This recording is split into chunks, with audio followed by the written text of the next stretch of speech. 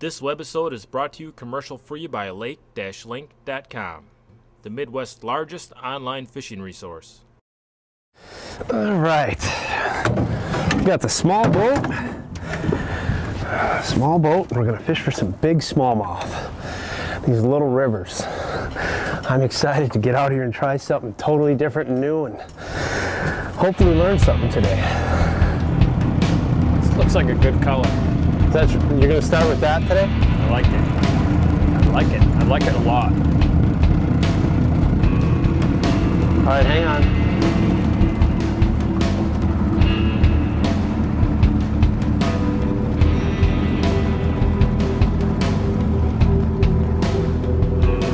Got him. There he is. That's a nice smallmouth right here.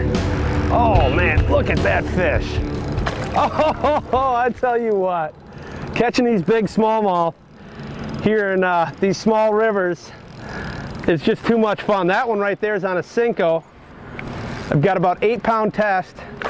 It's May, and Lee and I are out here having a lot of fun learning the rivers. That's what we're doing. We've never really spent much time on this river at all. And what we're trying to do is figure out what these fish want to eat. So far they're wanting to eat Cincos. Lee's starting with a topwater. I'm throwing a plastic. And these are some of the fish you can catch in these little rivers. You really don't need a big fancy boat. We could probably wader fish this spot right here. And these are the kind of quality of fish that you're gonna get. I mean, that's a nice 19-inch fish, you know, on light action, rods and reels. It just doesn't get any better than that. Smallmouth are my favorite fish to come fish in the spring. And that is, I mean, does it get any better than that, catching big smallmouth on light tackle, fishing a river in a place you've never been to? So we're trying to come out and explore and learn these new rivers and techniques, and that's the rewards you get when you come out and do that. Thank you, buddy. Awesome fish.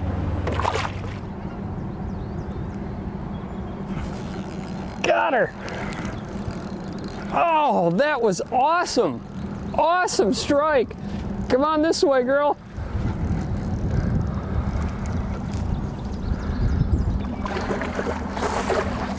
Anchor rope, there we go. You kind of knew where that anchor rope was, didn't you there, buddy? You know, I may be known as a musky guy, but this is where I started up fishing.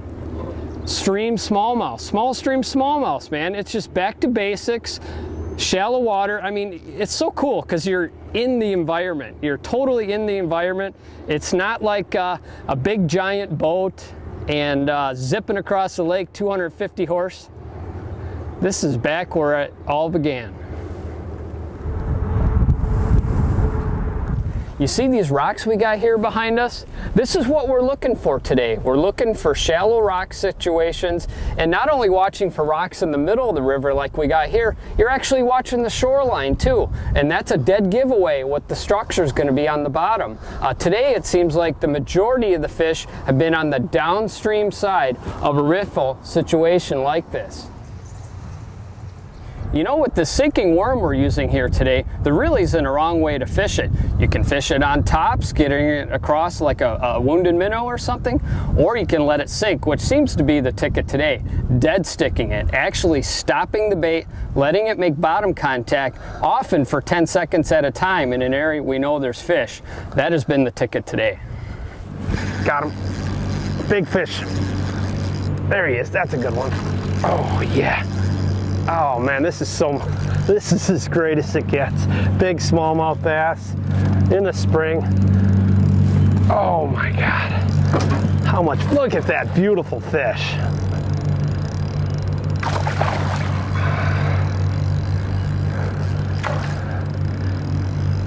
Light tackle. I'm using 8-pound test. Texas hook, Texas rig in a plastic. And this is what you get, folks. We are out here learning this river. I mean, literally learning the river. And we are coming out and having a ton of fun. Yeah, I love it. Come here, buddy. These are the prized possessions right here. These fish should all be released, in my opinion. Are you kidding me? We've been here 10 minutes. We've put 2 smallmouth in the boat over 19 inches, just like this one, and caught another one. We're learning these rivers. We're starting off with plastics, and it looks like today may be a plastic day. And this is the rewards you get when you come and fish these small river smallmouths. Small creeks, small boat, everything about it, except for the big fish that people are overlooking. Thank you, buddy.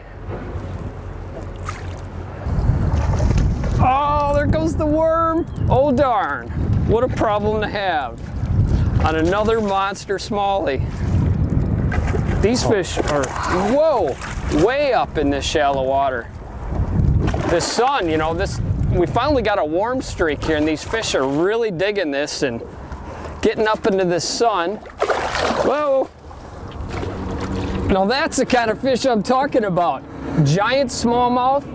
We got a rock riffle situation behind us here. This sun is really bringing these fish up tight, I think, at least this time of the day. We're in the heat of the day right now, throwing shallow to these shallow rocks. You know, when you get riffle situations like that, you got to believe that there's going to be fish on the upstream and downstream side. Today it seems like they're on the downstream side.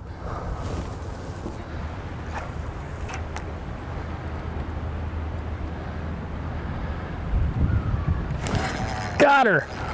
Dude, are you kidding me? Are you kidding me?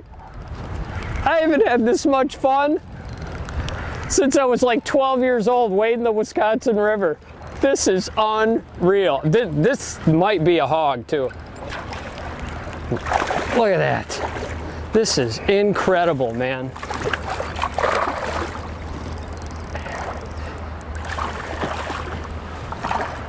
Eric, I just gotta say thank you for putting me on this thing. Ouch! They got teeth when they're that big. This incredible smallmouth bite. Absolutely incredible.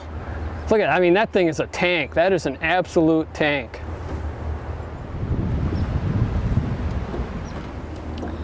Talking about getting down the basics, back to the grassroots of fishing. This is where I grew up fishing, is small stream smallmouth.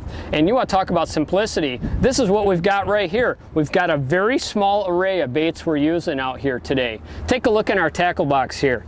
This is pretty much it. I mean, this is all the baits I brought myself. This is Eric's box here. Basically, we're just, you know, a very small handful of baits, like a 3 or 4 inch grub tail like that, curly tail, like a minnow bait, husky jerk like that, small tubes, and what we caught the last couple of fish on is this little stickworm, weightless stickworm like this.